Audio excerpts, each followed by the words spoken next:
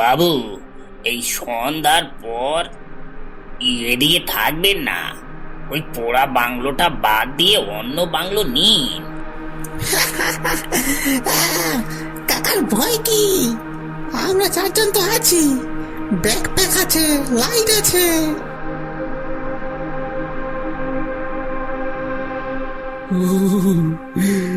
এটা তো এটা তো আসলেই ভুতুরে। এই জন্য তো এটা ভাড়া কম, আর রাত্রিটা কাজ চালিয়ে নেব। হয়তো কোনো জন্তু। না না না, ছাদে কেউ হাঁটছে, তাই তো মনে হচ্ছে। জঙ্গলেও আবার মানুষ। ড্রামা করছে কেউ, লোকজনকে ভয় দেখানোর জন্য। না, চলো চলো চলো, আমি এখানে এক মুহূর্ত থাকতে চাই না। চলো তোমরা, চলো।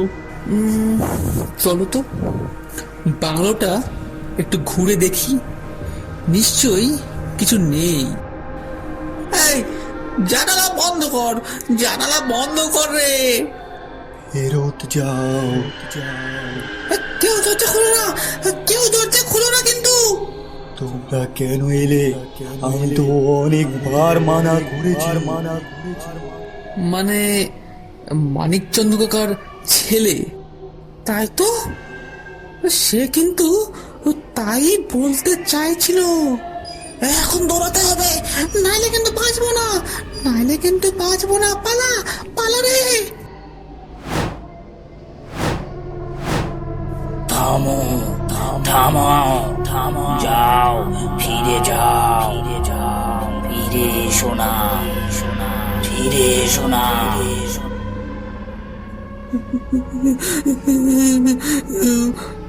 ওটা আমাদের পিছু নিচ্ছে মনে হচ্ছে।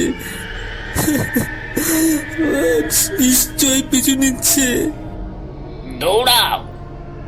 ও আমার ছেলে সঞ্জয়। সে সেই আগুনে পুড়ে মরেছিল। তার দেহ কখনো পাওয়া যায়নি, কিন্তু সে আমাকে ছেড়ে যায়নি। রাতে সে বাংলো পাহারা দেয়।